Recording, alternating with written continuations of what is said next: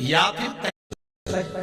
फिर कहीं रुपया पैसा अटक गया हो, नहीं निकल रहा हो, किसी व्यक्ति से कोई काम करवाना है, वो काम नहीं कर रहा, कोई फाइल आगे नहीं बढ़ रही है, कोई कार्य अटक रहा है, तो एक जल के पात्र में जल भरकर 5 बेलपत्री शिव जी को समर्पित कर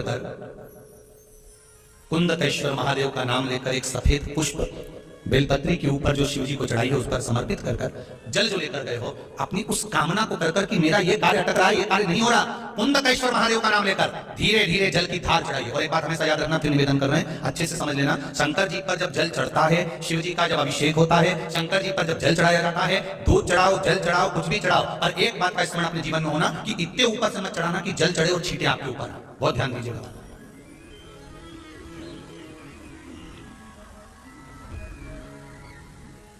यहां तक वर्णन करा गया है कि शंकर जी का जल चढ़ा हुआ जहां से बहकर जाता है ना, उसको लांगा तक नहीं जाता। यहां लांगते हैं क्या? नहीं ना, परिक्रमा भी करेंगे वहीं से लौट कर वापस डाल देंगे। शिव जी का जहां से जल बहकर जा रहा हो, चढ़ा हुआ जल जहां से बहकर जा रहा हो, उसको लांगा तक नहीं जाता। और कई लोग बड़े बड़े आनंद में शंकर जी भी इतनी ऊपर से जल चढ़ाएंगे, वो छींटे पूरे अपने ऊपर आना चाहिए, शरीर पर आना चाहिए। नहीं, उसका दोष है, हमारा उसका दोष है।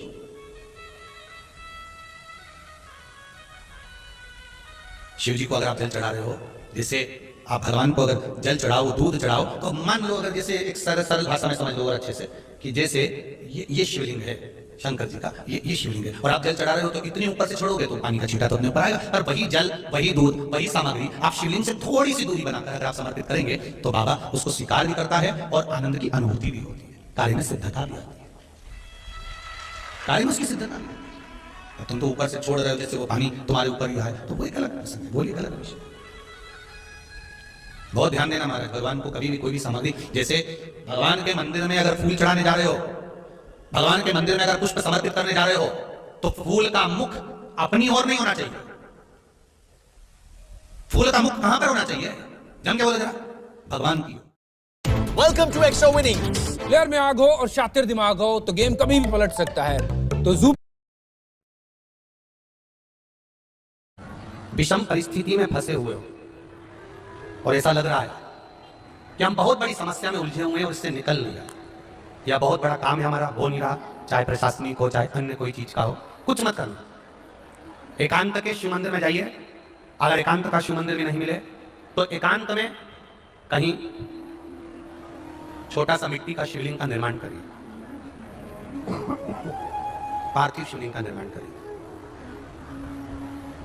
पर करना एकांत में, घर के बाहर किसी एकांत में शिवलिंग का निर्माण कर लो, या तो एकांतेश्वर महादेव पर चले जाओ, कोई एकांत में शिव मंदिर हो वहां, या कहीं एक पार्थिव शिवलिंग का निर्माण कर लो, छोटा सा, एक बेलपत्र। बहुत ध्यान से सुनना एकांतेश्वर महादेव का ये वरदान। जब किसी विषम परिस्थिति में उलझे हुए हो, बहुत बड़ी समस्या सामने आकर खड़ी हो गई है, सबके हाथ जोड़ लिए, सबसे निवेदन कर लिया कि हमारा ये काम कर दो, नहीं हो रहा, सब दूर से मेहनत कर ली है, परिश्रम कर लिया है, परिश्रम अभी भी जारी रखना। एक बेलपत्र, एक चावल का दाना, एक सफेद पुष्प, एक शमी का पत्ता, एक छोटी सी दुर्वा। दुर्वा जानते हो सब लोग, जो जमीन पे दूब लगी रहती है, दुर्वा, दुर्वा, एक दुर्वा। वो दुर्वा में बस, दुर्वा में वो जो दुर्वा होती है, कोई कोई दुर्वा एक डंडी की होती है। दुर्वा में बस इतना ध्यान रखना कि दुर्वा एक रहे और उसमें से 2 पत्तियां निकली हुई हो। देखिए ना, आप लोगों ने पहले बोला, जन के बोले, देखा है ना, दुर्वा एक हो और 2 पत्ती की हो, एक ही कहलाई, 2 पत्ती निकली हुई दुर्वा, एक श्वेत पुष्प, शमी का पत्ता, बेलपत्र, चावल का एक दाना।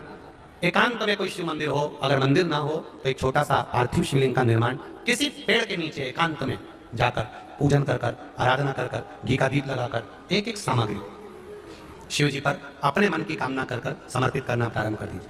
शुरुआत दुर्वा से करना, दुर्वा के बाद में श्वेत पुष्प, शमी का पत्ता, चावल का दाना और बेलपत्री सबसे आखिरी में बाबा को समर्पित कर कर, हृदय से प्रार्थना कर कर, बाबा से निवेदन कर कर, दीप अगर मंदिर में कर रहे हो तो दीप ठंडा होने का इंतजार मत करना, अगर पेड़ के नीचे एकांत में शिवलिंग का निर्माण कर कर पूजन कर रहे हो तो दीप ठंडे होने का इंतजार करना। दीप ठंडा हो जाए तब भगवान शिव को ले जाकर विसर्जन करना।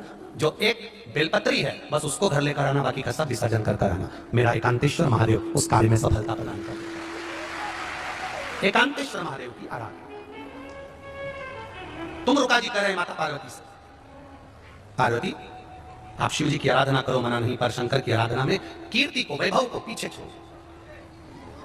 एकांत में बैठा हुआ महादेव, एकांतेश्वर महादेव की मूलता यह कहती है, महत्वता यह कहती है कि आप अपने अहंकार से दूर हो जाओ, अहम से दूर होकर मेरे करीब में आओगे तो तुम्हें खाली नहीं रखूंगा, झोली भरकर ही भेजूंगा। वो एकांतेश्वर। ऐसी एक बेलपत्र, एक शमी पत्र तुम्हारी उलझन को समाप्त कर दे। मेरी जीजियों, प्रदोष का इंतजार भी मत करा करो कि प्रदोष का दिन आएगा या प्रदोष का दिन आएगा तो हम गला पकड़ रहे हैं। प्रदोष का दिन आएगा तो हम भगवान शंकर को प्रदोष के समय में, शाम के समय पर हम बेलपत्र, शमी पत्र, चावल समर्पित करेंगे। आप तो प्रयास करा करो, कभी अगर मौका मिल जाए तो प्रदोष काल में, प्रदोष के समय पर एकांतेश्वर शिवलिंग मिल जाए, एकांत में कोई शंकर भगवान का शिवलिंग मिल जाए, एक बेलपत्र लो, उसके ऊपर एक शमी पत्र रख लो, एक चावल का दाना रख लो, अपने मन की बात बाबा से कहकर श्री शिवाय नमस्तुभ्यम बोलकर शंकर भगवान की अशोक सुंदर वाली जगह पर स्पर्श कराकर वही शमी पत्र, वही अक्षत का दाना, वही बेलपत्र शंकर भगवान के शिवलिंग पर उसको समर्पित कर दो। समर्पित करते समय ये जो डंडी का मुख है, ये जहां जलाधारी होती है, पानी बहता है, उस ओर डंडी का मुख होना चाहिए। जिधर पानी बहता है उधर से करो। प्रदोष काल में करी गई आराधना, प्रदोष काल में किया गया भजन, केवल प्रदोष के दिन ही नहीं, प्रदोष काल में कभी भी शंकर को याद करो। वैसे तो शंकर भगवान को याद करने के लिए कोई समय निश्चित नहीं किया गया कि इस समय शिव जी को याद करना। मौत का और महाकाल का आने का समय कभी निश्चित नहीं होता।